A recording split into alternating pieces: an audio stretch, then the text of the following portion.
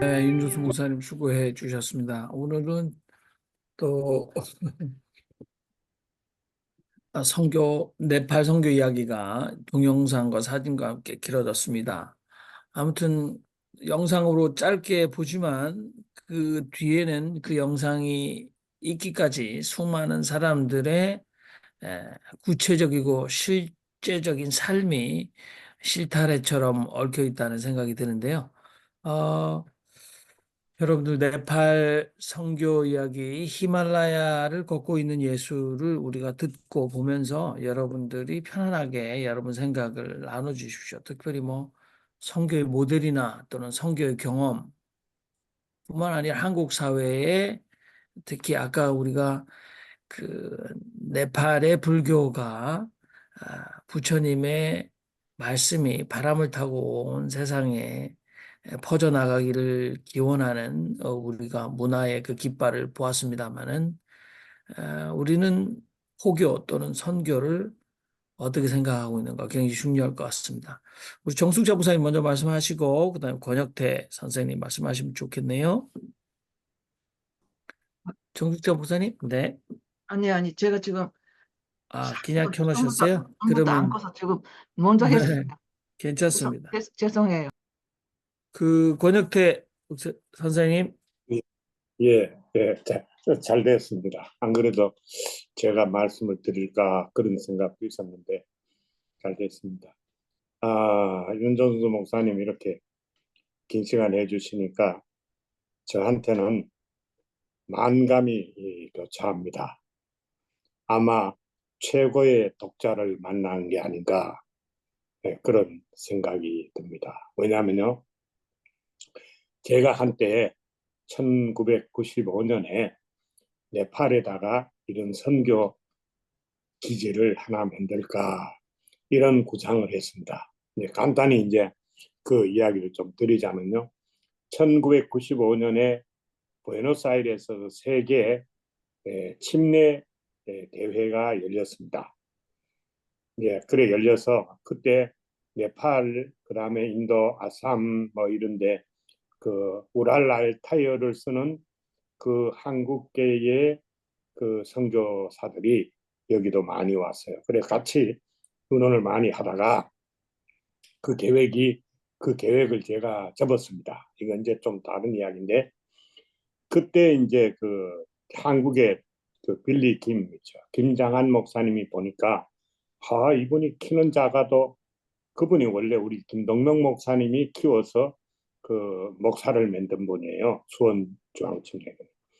근데 이분이 거기다가 다 중요한 지에 발을 뻗쳐가지고 그래서 결국은 그 남친의 교단의 총회장까지 했거든요. 보니까 이분이 거기다가 조직을 다 해놨어요.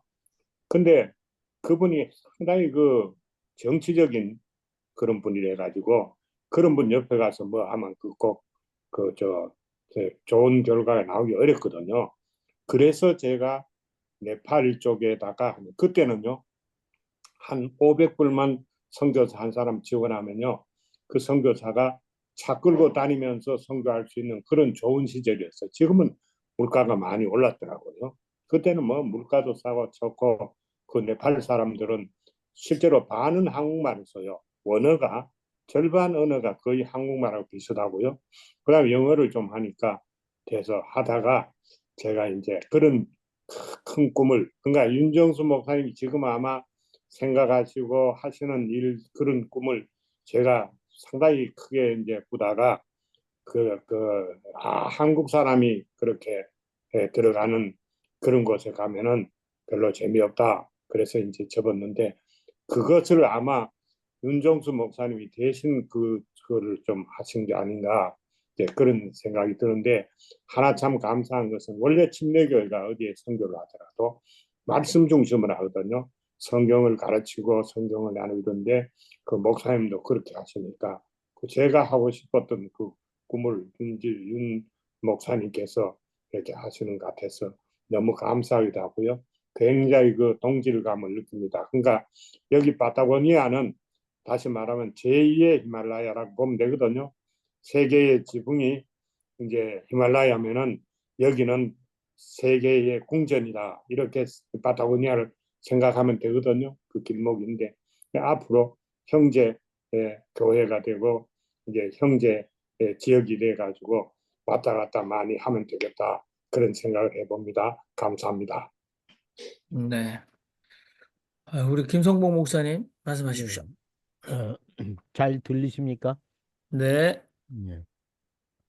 유 목사님, 네팔에서 이렇게 선교 사역 하시는 거 보니까, 정말 참 보기 좋습니다. 근데 그 네팔의 지방자치단체장들이 선출이 됐는데, 한국에 일하러 왔던 그러한 사람들이 돌아가서 거기서 지방자치단체장으로 출마를 해가지고 당선이 됐다 하는 그 뉴스를 좀 봤어요.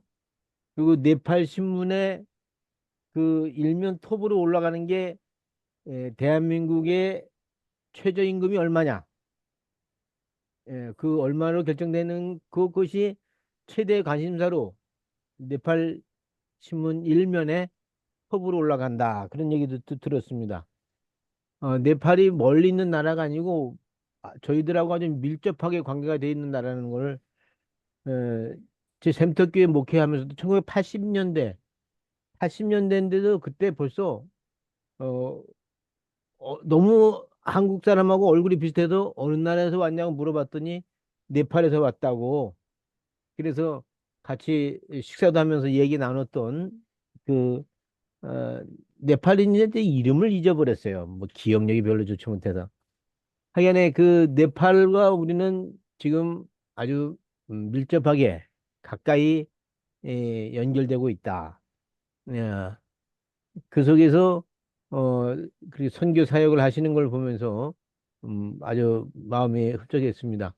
그 네팔의 그 한국에서 노동생활 하다가 그쪽으로 네팔로 다시 가신 분들이 학교 선생님이었던 것 같은데, 그런 분들이 많이 와서 노동하고 있는 걸 볼 수가 있습니다.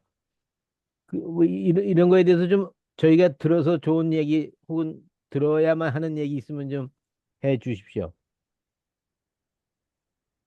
그러니까 이제 네팔 젊은 사람들이 한국에 와서 한 5년, 10년 일하면 5년 일하면 200만 원씩 1년이면 2천, 5년이면 1억 정도 벌잖아요. 잘 모으면. 그리고 10년이면 한 2억 정도 모으면 네팔에서 중산층이 돼요. 땅을 사서 집을 질 수가 있고. 그리고 이제 그렇게 한국을 굉장히 좋아하고 그렇기 때문에 여기서 일하고 가면 여기서 중산층이 되니까 그다음에 이렇게 지방 의회 같은데 자치단체장도 이렇게 출마하고 그런 역할을 하고 있습니다. 그리고 6.25 때 네팔이 한국 전쟁에서 쌀을 지원을 했어요. 쌀, 쌀을 지원한 그 나라가 이제 지금은 이렇게 세계 10위권에 들고 네팔은 이렇게 이제 어렵게 네팔이 지금 1년 GDP가 한 300불 그러니까 한 150만 원 잡고 한 달에 한 12만 원 정도로 이렇게 살고 최저임금은 15만 원 정도 되는데 한국에 가면 한 200만 원 벌면 거의 10배잖아요, 10배.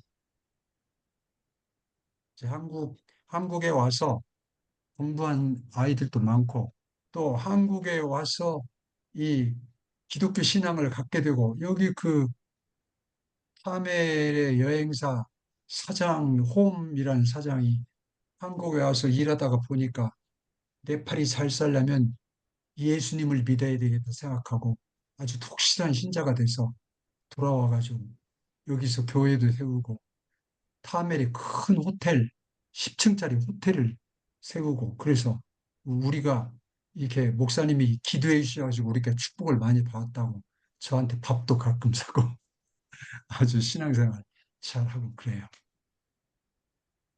음. 네, 근데 감사합니다. 지금 목사님 그 침례교회는 지금 거기에 사역을 실제로 좀 하고 있습니까? 제가 언제라도 그 그게 좀 궁금합니다.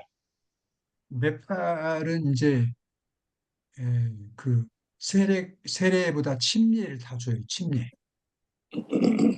그래서 그러니까 침례교라고 볼 수 있고 또 침례교 선교사들도 활동을 하고 있고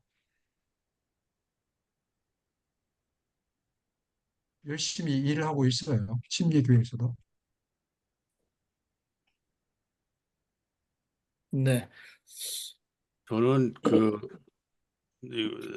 윤석 교사님 하시는 그걸 보면서 이런 생각이 들었어요. 보통 그 선교하면 그 제국주의적 선교, 그것이 아주 트레이드 마크처럼 뭐 그렇잖아요. 근데 네팔은 좀 다른 것 같다. 이제 그 이유는 이제 그 제국주의적 선교가 그 먹히지 않은 것이 또 한국 아닙니까? 한국은 그 수준이 뭐 워낙 높으니까 나라가 가난했을 뿐이지.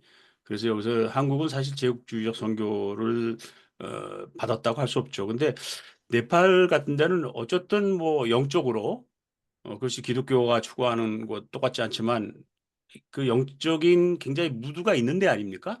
그래서 아마 그 제국주의적 선교가 거기서는 맞지 않았지 않는가 뭐 그런 생각이 드네요. 그러니까 그 인도에서는 영국에 의해서 기독교가 같이 들어와가지고 네. 이 기독교에 대한 굉장히 어려워요. 지금 인도가 2%도 안 되는데 그런데 그 네팔은 이제 힌두교에서 그런 영향을 받아가지고 신을 다 받아들여요. 그래서 예수도 하나의 그 화신으로 보고 있고 그러니까 그렇게 거부감은 없지만 이제 기독교가 너무 배타적으로 이렇게 막 개종으로 가고 하니까 이제 좀 마찰이 있고 그런데 나는 볼 때 이 대화하면서 평화를 위해서 하는 평화 포럼 같은 거 내가 힌두 사두하고 같이 이 우리 한번 국제 평화 포럼을 한번 하자고 좋아하더라고. 자기들이 밥 다 낼 테니까 한국에서 와가지고 이 평화에 대해서 얘기를 그러자.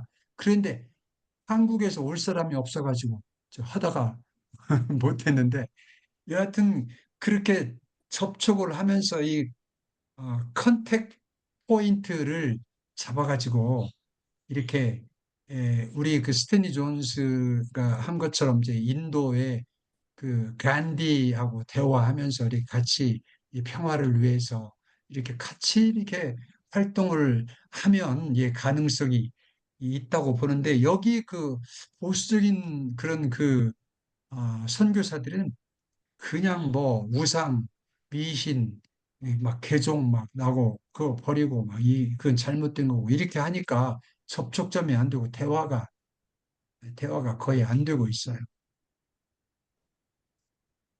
그러니까 네, 그런 분위기이기 때문에 저도 굉장히 조심스럽게 이제 이렇게 활동하고 있는데 저는 분명하죠. 하나님의 나라 같이 협력해서 평화와 정의, 생명을 살리는 이런 하나님의 나라가 우리의 그 오메가 포인트 마지막 그 점이라고 보기 때문에 그렇게 같이 협력하면서 나가면 참 좋겠다. 그렇게 생각을 합니다. 그러니까 네, 먼저 그 이해하고 제가 보는 중에서 앞에 부분이 소리가 안 들려서 조금 아쉬웠던 부분은 지만은 그 장면 속에서 제 가슴에 뜨겁게 온 것이 그 여성 한 분이 울었던 장면인데요. 그분의 이 신앙, 이 결국은 성령파, 우리 지금 한국에서 말하면 성령파 같은 그런 경험을 하셨던 것 같은데, 그렇죠. 거기 네팔에서도 그런 뭐냐면 소위 기독교 여러 가지 파가 있는데 그런 것이 함께 다 하고 간다 하는 우리 목사님 말씀이 제가 뭐라고 이야기하죠? 감사하게 생각을 합니다. 그 그런데 결국은 네팔은 이제 크리스찬이 어떻게 크리스찬 되기가 힘든데 지금 네팔이 크리스찬 비율이 2.3%로 이제 통계가 나오더라고요.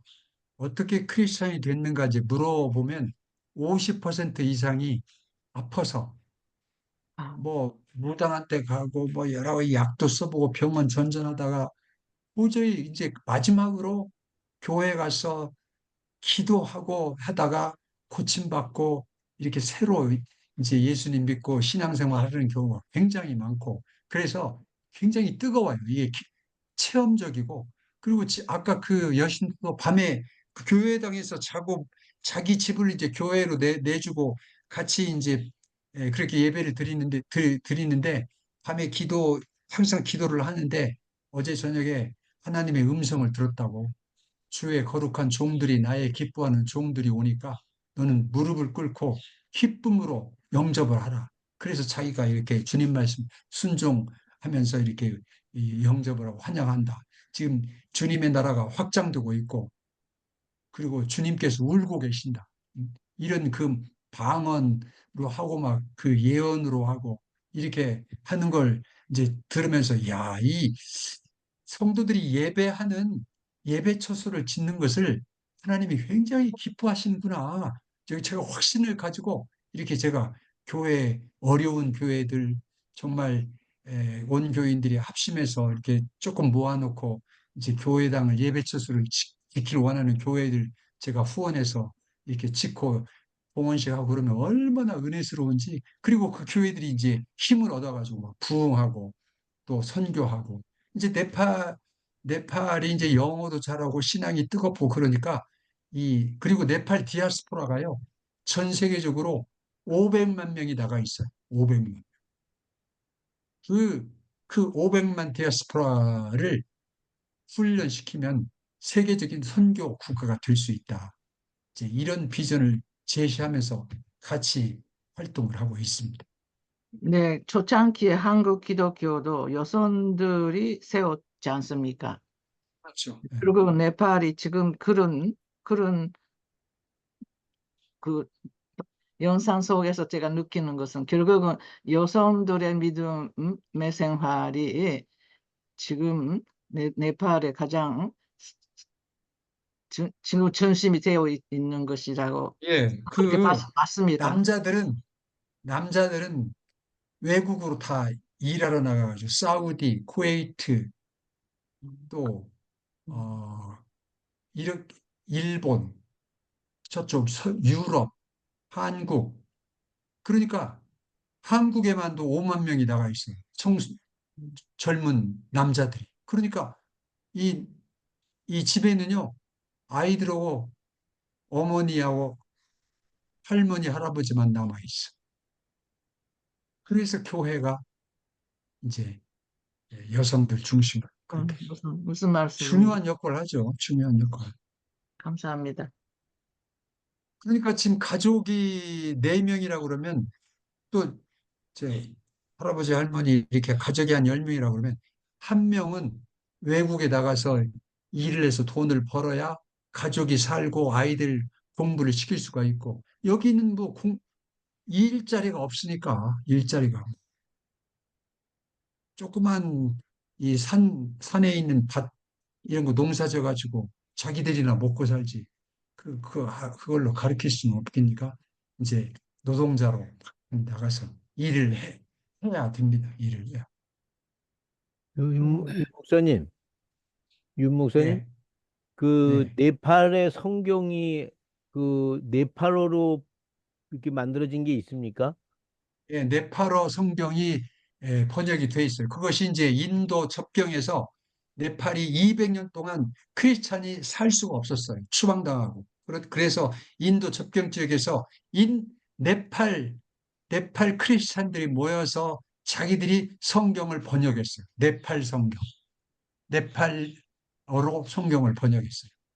그리고 이제 성경 번역 선교사들이 와서 셀파어, 따망어, 뭐 이런 그 성경을 지금 번역 작업을 하고 있고 그렇습니다.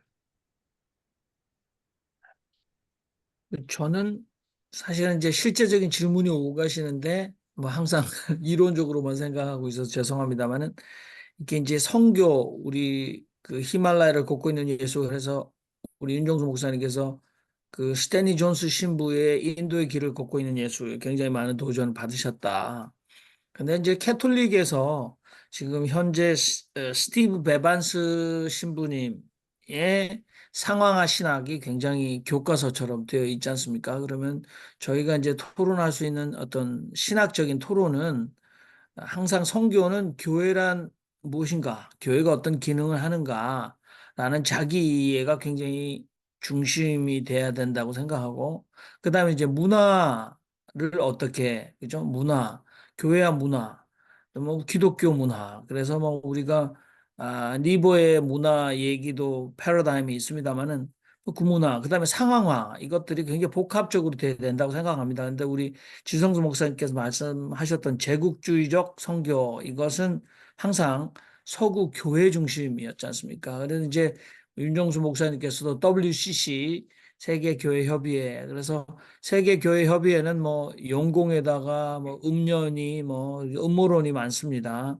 뭐 그다음에 종교 다원주의 뭐 이렇게 해서 뭐 WCC만 얘기하면 그게 뭘 하는 기관인지 전혀 듣지도 않고 WCC를 비난을 하는데 사실 WCC가 미시오 데이 하나님의 선교 신학을 중심으로 The Church for Others 그러니까 타자를 위한 교회 그래서 선교 신학 발전에 굉장히 큰 공헌을 해왔죠. WCC 없이 선교 신학을 얘기할 수 있을까?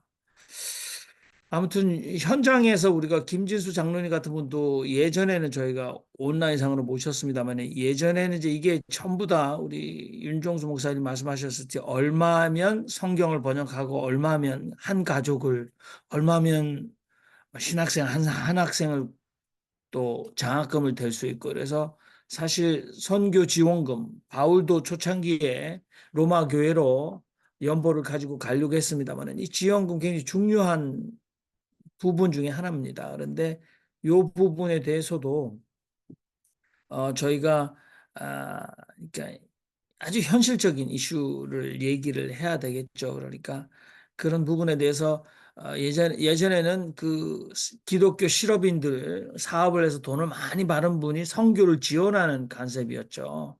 그래서 그 미션 그러니까 예. 비즈니스 포 미션. 그래서 내가 사업들을 잘 키워서 선교를 후원한다. 그래서 가는 자와 보내는 자가 근데 요즘에 이제 BAM 모델, 비즈니스 as a mission. 그래서 선교 현지에 나가서 어 그러니까 경제 공동체, 생업 공동체를 같이 꾸려가는 함께 더불어 사는 그런 모델들이 있는데 아무튼 여러분들 그 교회 중심의 선교에서 하나님의 선교, 그다음에 타자를 위한 선교 뭐 그러니까 짧게 말씀드리겠습니다. 세 가지 처음에 무조건 영혼 구원 위로부터의 선교죠. 그다음에 이제 진리의 발견 이분들도 진리를 발견하게 돕겠다. 그게 미시오 데이가 될 것 같은데요. 근데 해방을 위한 헌신 뭐 Church for Others는 이제 WCC는 샬롬, 평화를 굉장히 중요하게 여겼지 않습니까? 근데 물론 샬롬은 히브리어 말입니다만은 평화, 피행화, 뭐 안녕 그렇게 해서 에이레네 그래서 전 세계에서 이제 전쟁을 종식하고 평화를 추구하는 범 종교인들의 협력에 WCC는 뭐 조건 없이 협력을 해오고 있는데 여기에 대해서 여러분들 그냥 주변에 또는 여러분의 신앙 여정에서 경험이 있으면 좀 말씀 나누셔도 좋지 않을까. 우리 윤정수 목사님 뭐 오늘 특별히 포커스는 그냥 네팔 선교를 하면서 우리의 질문을 받으시는 걸 원하시는지. 네, 스탠리 저 존스 한 마디 더 하고 싶은 저기 것은 잠깐요. 스탠리 존스는 감리교 목사예요. 어, 그리고 아, 네. 네팔은 네팔은 그리고 이제 네팔에서도 이제 상황화 얘기들이 점차 나오고 있어요. 네팔 선교연구원이라고 아신대 김한성 교수가 네팔 선교연구원장인데 그쪽 중심으로 이제 상황화 이제 얘기가 되고 있어요. 상황. 근데 제가 그런데 한국도 그렇지만 이게 네팔의 상황화, 토착화, 이 문화 같은 것도 지금 거의 사라지고 있고, 한국도 뭐 마찬가지지만, 네팔도 이제 그 뭐 네팔의 그 절기라든가 이런 것도 거의 사라지고 있고, 상황화가 이제 조금 그 사회 구조나 어떤 이 양극화 문제, 또 생태 쪽, 이런 쪽으로 나가야 되지 않을까. 이제 저는 그렇게 생각하고 있고, 그런 면에서 네팔 교회가 앞으로 그런 쪽으로 이렇게 나가기 위해서 네팔 교회 연합기관하고 같이 활동을 하면 좋은데, 제가 그런 얘기를 조금 꺼내니까 자기들은 이제 아직까지는 WCC 이런 거 굉장히 경계하고 있고, 아직 거기 얘기를 할 그럴 단계는 아닌 것 같아요. 이제 네. 조금 예, 네, 정숙전 시간이 목사님 좀 걸리지. 예, 말씀하십시오. 마이크. 저는 지금 결국은 현실적인 얘기로 제가 다시 말씀드리고 싶은 것은 오늘의 네팔의 현실을 보면서 아까 남자분들이 다 외국으로 가 있다. 이거는 여성들이 소위 가장 역할을 해야 한다 하고 같은 얘기입니다. 자녀들에게도 그렇고. 그렇게 되면은 지금 그들이 교회당이라 하는 것은요, 자기들이 서로 돕는 자리가 아닌가. 저는 그런 의미에서는요, 그 상황에서 그 예배당 하나가 있음으로써 거기에 있는 여성들이 함께 모여서 서로 도와줄 수 있는 장소, 거기에 하나님이 계셔서 함께 지켜주신다 하는 그런 믿음 하에서 서로 도와갈 수 있는 그런 공동체, 이런 것이라면 굉장히 바람직한 것이다. 이런 생각을 합니다. 결국은 이 기독교의 중심은 모두가 함께 행복하게 사는 거 아닙니까? 근데 결국은 네팔이 그 한쪽이 지금 전부 다 나가서 그분들이 돌아오지 않으면은 솔직히 말하면 한국 남자가 전부 다 일제시대 일본에 갔지 않습니까? 그래놓고 전부 다 일본에서 다른 여자들하고 살았지 않습니까? 여기 남은 가족들은 그냥 아기들하고 부인만 남았어요. 이런 분들이 교회에 올 수밖에 없는 현실이라고 저는 그렇게 그냥 우리나라의 기독교의 초기 기독교, 여성들의 중심의 기독교에 대한 해석을 그렇게 합니다. 그분들이 의지할 수 있는 것은요, 지금 남편을 보내놓고 나중에 함께 떠났으면 다행이고, 그런데 그렇지 않는 사람 대부분인데, 그래서 거기에서 다 죽었고, 네, 그런 분들 속에서 한국 기독교가 성장했다고 저는 그렇게 보고 있습니다만은, 네팔이 지금 그 성상에 있는 거 아닌가, 이런 생각을 했습니다. 오늘 많은 것을 제가 배웠습니다. 감사합니다. 그러니까 그 깨어지는 가정이 많아요. 이렇게 우리 정수성 목사님 얘기한 대로 이제 이르럭 하면 아이들하고 부인만 놓고 가다가 또 뭐 다른 여자 맞아가지고 가기도 하고 그런 고아들 결손 가정 그런 애들이 굉장히 많습니다. 그런 문제가 있고 그리고 그랬기 때문에 이제 여성들이 모여서 같이 기도하는 그 그룹들 교회마다 여성들이 모여서 같이 기도하고 또 이렇게 대화 나누고 이제 그런 그룹들이 많이 있어요. 네, 헤니키 목사님 갑자기 네팔 모자를 쓰고 나타나셨습니다. 마이크 켜시고 한 말씀 하셔서. 예, 네팔 모자는 제가 아들한테 선물 받은 거거든요. 작년인가? 그, 얘가 이제 지구 환경 속에서 그 물을 연구하느라고 드론을 가지고 네팔 그 산지, 거기 가서 같이 셰르파랑 같이 올라가서 역할을 하다가 와서 저한테 선물을 줬는데 이 모자였습니다. 그래서 오늘 윤정수 목사님 참 감명적인 그 영상을 보면서 저 옛날 생각이 나고요. 그러니까 그 영성적인 그 뜨거움. 제가 초창기에는 좀 뜨거웠었거든요. 근데 초기 기독교보다는 초기 다른 종파의 뭐 그런 쪽에 있다가 보니까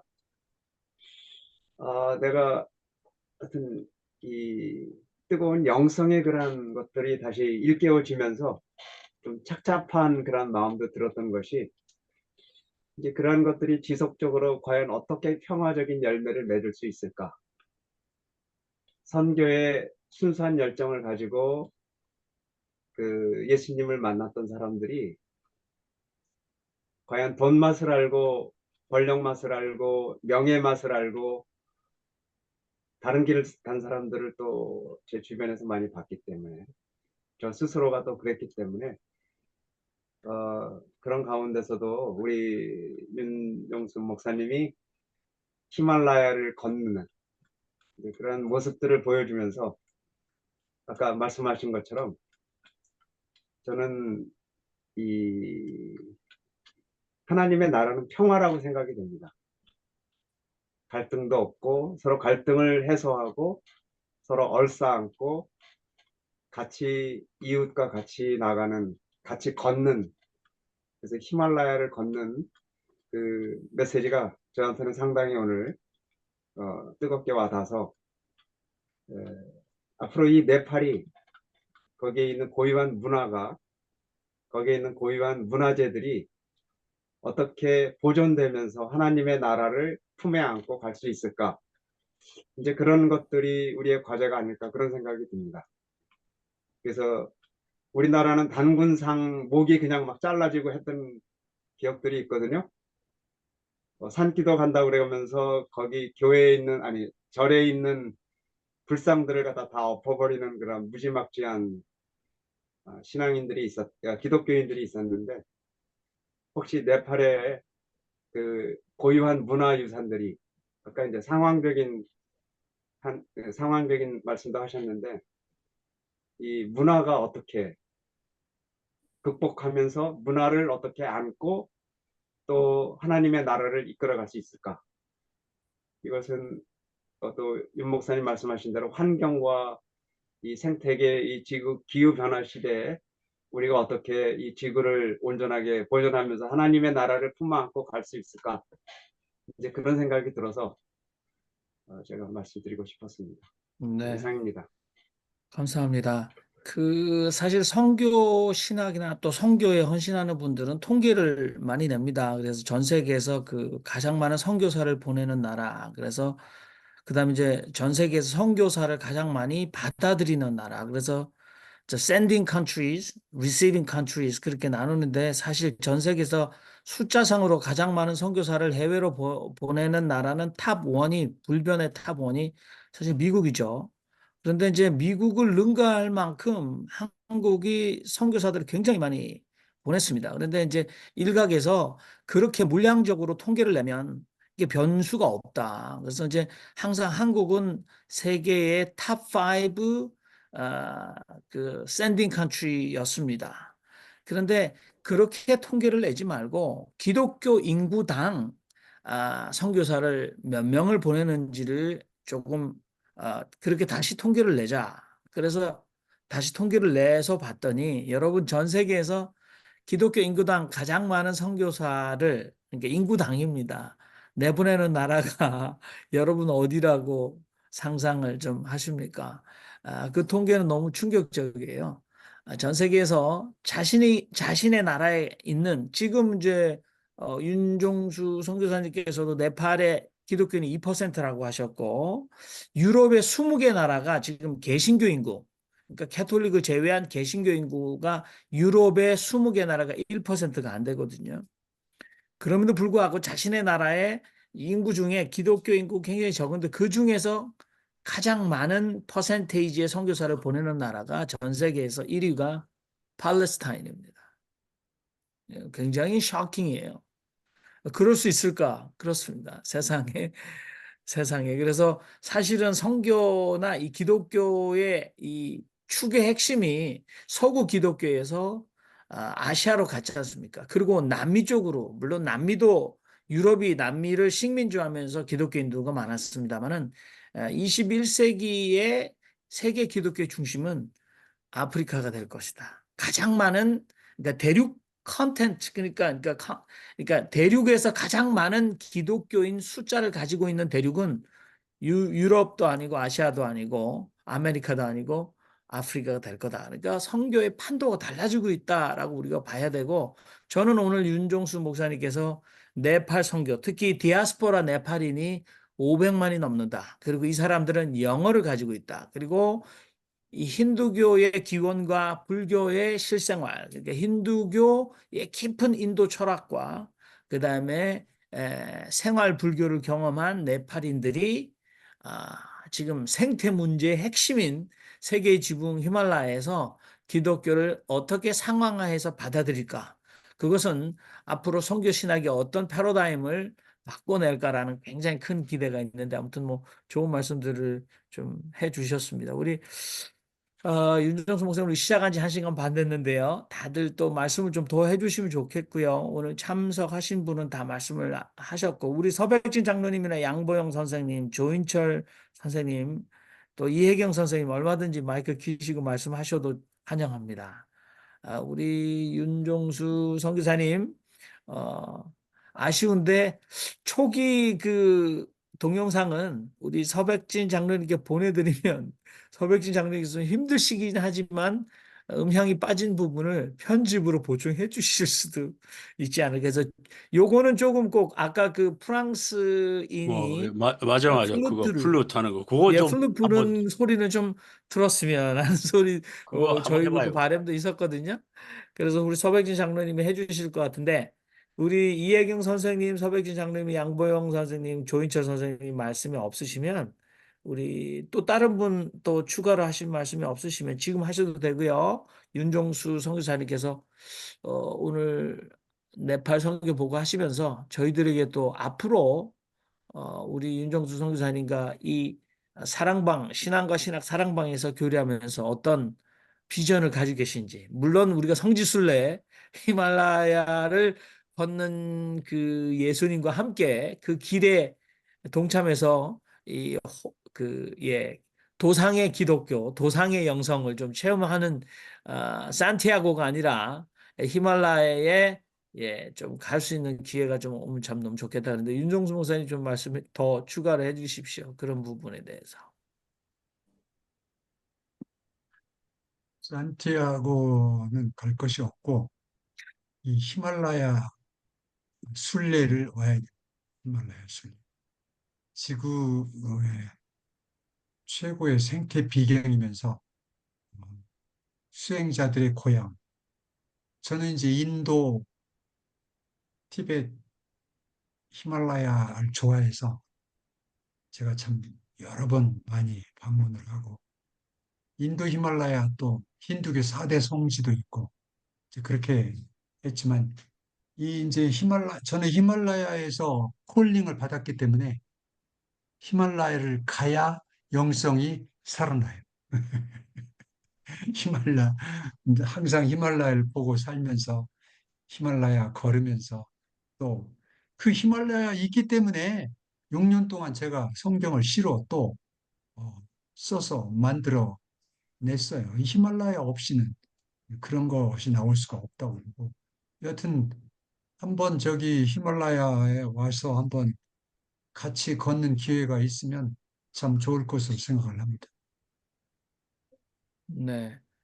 제가 한국 기행이라는 EBS 프로그램을 보니까 그 지리산의 일곱 암자 중에 혼자 전기 없이 땔감을 모으고 수행하는 한 스님을 그 암자 스님 봤어요. 그래서 그분이 이제 보면은 하루에 첫 번째 일과가 그 부처님 공양 그래서 전기가 없고 그렇기 때문에 나무 그것도 생나무를 절대 할 수 없죠. 스님이시는 그러니까 버려진 나무들을 모아서 불을 잘 떼서 공양미를 이렇게 해서 부처님께 공양하고 나서 이제 자신이 식사를 하는데 자신의 암자 앞마당에 바위 위에다가 뭐 된장국, 고추, 밥 이렇게 놓고 드시는데 그 앞에 비경이 바로 이 지리산이었어요.